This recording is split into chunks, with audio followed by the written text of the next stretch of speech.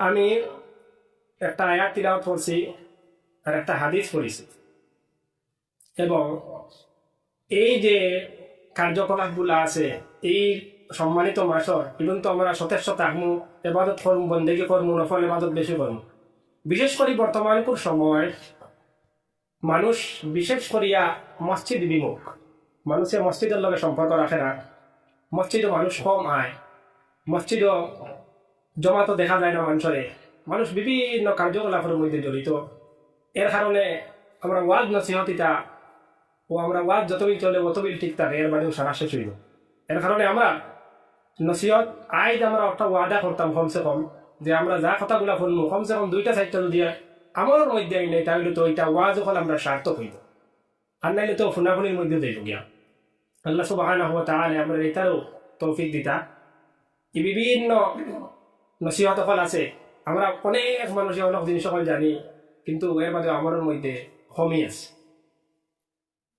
নবী করিম সাল্লাল্লাহু আলাইহি ওয়াসাল্লামে নামাজের ব্যাপারে এত সতর্কতা হতরা। আল্লাহ সুবহানাহু ওয়া তাআলা কুরআন শরীফের মধ্যে কইরা আকিমুস সালাত, তুমি তো নামাজ রে আদায় করো, নামাজ রে কায়েম আর দায়ম করো। নামাজের কিতা করো, কায়েম আর দায়ম করো। ও জায়গাত নামাজ পড়ো যে জায়গাত 5 ওয়াক্ত নামাজ কিতা হয়, আযান আর ইকামত।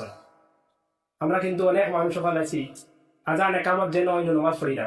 আর বিশেষ করে আযান ইকামত যেন হয় যদি নামাজ পড়া হয় না, তাহলে নামাজ অনেক সময় পড়ে দিয়ে আগে যায় না, অর্থাৎ নামাজ ঠিক টাইম মতো পড়া হয় না। আর নামাজ 2 নম্বর লাভ হইল খান, যদি মসজিদের মধ্যে নামাজ পড়া হয় তাহলে অশুদ্ধ যদি কেরাত থাকে তাহলে বাঁচি গেছেন।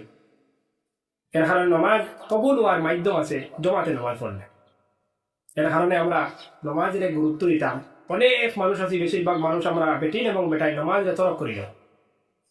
নবী করিম সাল্লাল্লাহু আলাইহি ওয়াসাল্লামের হাদিসের মধ্যে কইরা ইন্নাস সালাত বাইনাল আবদি ওয়াল কুফরি তারকুস সালাত, বান্দা এবং কুফফারের মধ্যে কাফিরের মধ্যে পার্থক্য হইছে নামাজ।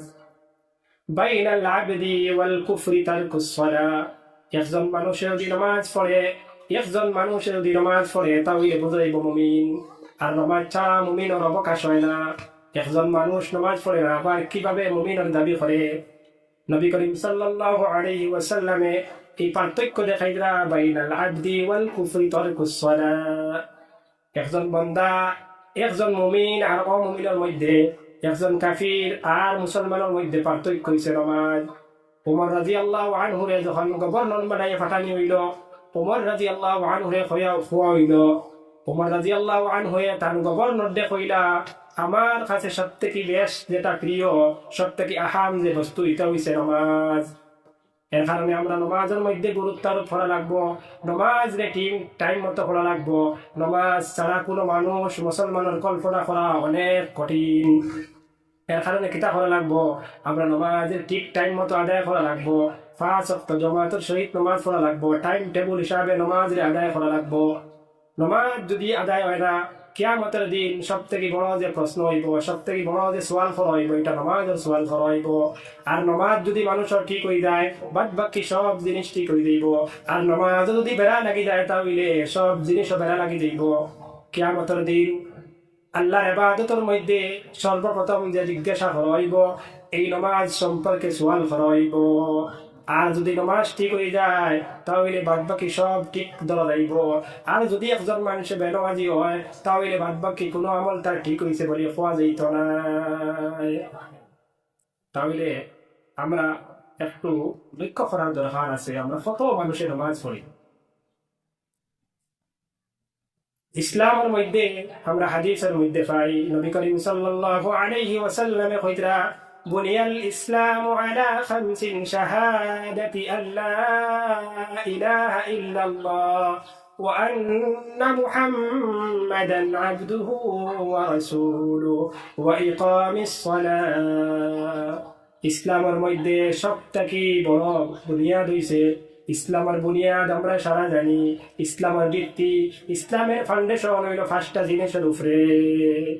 এর মধ্যে সর্বপ্রথম ফাউন্ডেশন হইল আল্লাহ ইলাহা ইল্লাল্লাহ ওয়া আন্না মুহাম্মাদান আবদুহু ওয়া রাসূলুহু। এই কথা সাক্ষী দেবা আল্লাহ ছাড়া কোনো মাবুদ নাই, হযরত মুহাম্মদ সাল্লাল্লাহু আলাইহি ওয়াসাল্লাম আল্লাহর বান্দা এবং আল্লাহর রাসূল। এটা হইছে ইসলামের প্রথম ফাউন্ডেশন, প্রথম বুনিয়াদ এবং প্রথম ভিত্তি। আর এর পরে সব থেকে যে গুরুত্বপূর্ণ হইছে, সব থেকে যে গুরুত্বপূর্ণ খাম হইছে, সব থেকে বড় যে গুরুত্বপূর্ণ আমল হইছে, এটা হইছে নামাজ। তাহলে ইসলামের মধ্যে সব থেকে দ্বিতীয় যে বৃহত্তম ফাউন্ডেশন, সব থেকে যে বৃহত্তম ফাউন্ডেশন, সব থেকে আহাম যে আমল, সব থেকে বড় যে কার্যকলাপ, এটা হইছে নামাজ আদায় করা। আজ আমরা মুমিন মুসলমান হল, ভাই হল, বেটাই এবং বেটি হল, অনেক মানুষ হল, আমরা কোন ফতে যাইয়ার নামাজ কতজনে সুন্দর করি আদায় করিয়ার।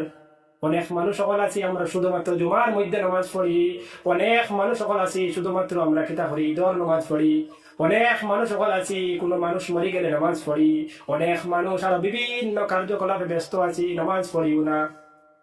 যে নামাজ ছাড়া ইসলামের কল্পনা করা যায় না। ইসলামের মধ্যে এত মানুষ সামাইতে হইলে সব থেকে গুরুত্বপূর্ণ বস্তু হইছে নামাজ। কলিমার পরে, তাওহীদের পরে, আল্লাহর একত্ববাদের সাক্ষীর পরে সব থেকে যে গুরুত্বপূর্ণ বিষয় হইছে, এটা হইছে নামাজ।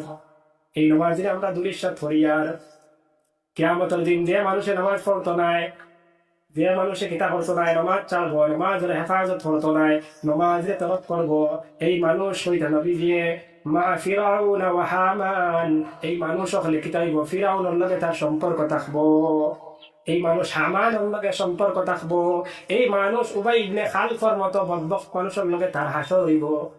এই মানুষ সকল যারা নমাজর কিতা করতা নাই, নমাজের হেফাজত করতা নাই, নমাজত ঠিকঠাক নমাজ ভাবে পড়তা নাই, এক হক পড়লে দুই হক পড়তা নাই, নমাজরে আদায় করতা নাই, নমাজের গুরুত্ব দিতা নাই, এরার হাসর খাই কিয়ামতের দিন খার লগে হইব, ফিরাউনের লগে হইব।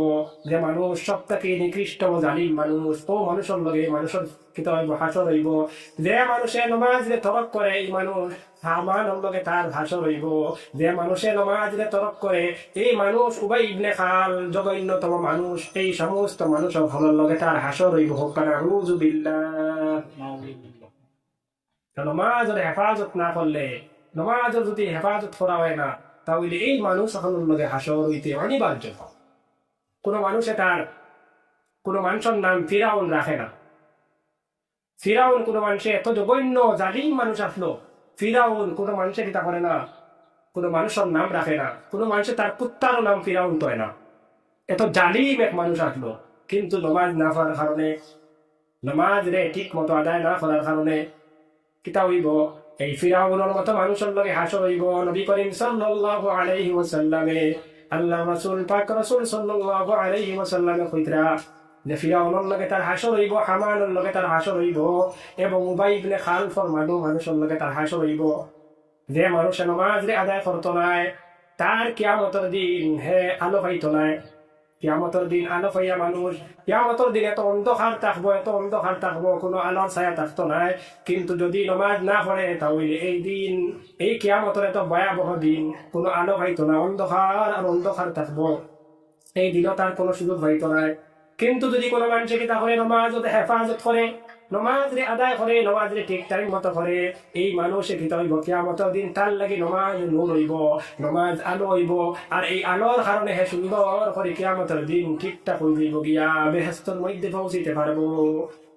আর যদি নমাজ না পড়ে, তাহলে এই মানুষ কিতা করবো, কিয়ামতের দিন তার লাগি কোনো আলো হইতো নাই, তার নাজাতের জরিয়া হইতো নাই। তো এই মানুষ একবারে ক্ষতিগ্রস্তর মধ্যে অবলম্বন হয়ে যাইব, এই মানুষ ক্ষতিগ্রস্তর মধ্যে পতিত হয়ে যাইব। এর কারণে আমরা নমাজের দিকে লক্ষ্য করার দরকার আছে। আমরা নমাজ টাইম মতো পড়ার দরকার আছে। বেটা মানুষ সকলে জমাতে মসজিদে ইমামের লগে নমাজ পড়ার দরকার আছে। তাইলে আমরা কোন ধরনের মানুষ হইব, আমরা মুখে মুসলমান দাবি করি, অনেক মানুষ আছে আমরা মুখে কিতা হই, নামাজ না পড়লে কিতা হইল আমরা ইমান ঠিক আছে, নামাজ না পড়লে কিতা হইল আমরা ইমান ঠিক আছে। এটা একটা কুফরি কথা। নামাজ তো করেন না, আবার কিতা করে দলিল দেয় নামাজ না পড়লে কিতা হইল ইমান ঠিক আছে। এর কারণে আমরা অনেক জিনিস এখন না বুঝিয়া অনেক ধরনের মাছ কথা করি নাই। এটা কিছু জিনিস আছে ইমানের মধ্যে কিতা হইয়া সাংঘর্ষিক হয়ে যায়, ইমানের লগে বেড়া লাগি যায়, এটা মাঠ হল আমরা মাটি। একজন মানুষ ইমানের লগে সাংঘর্ষিক কোনো কথা, ইমানের লগে এফেক্ট হয়ে যায়, এটা কোনো কথা কইতো না। এটার থেকে বিরত থাকতে।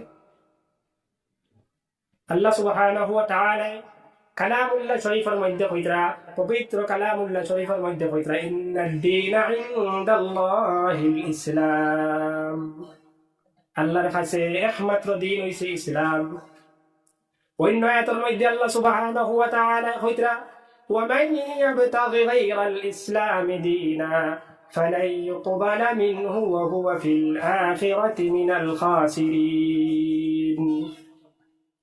যদি কোনো মানুষে ইসলাম ছাড়া অন্য কোনো ধর্মের অবলম্বন করে, অন্য কোনো ধর্মের অনুসন্ধান করে, তাহলে তার কাছ থেকে এই আমল, এই ধর্মের কখনো কবুল করা হইতো নাই। আর কিয়ামতের দিন এই ক্ষতিগ্রস্ত মানুষের মধ্যে সামিল হইব।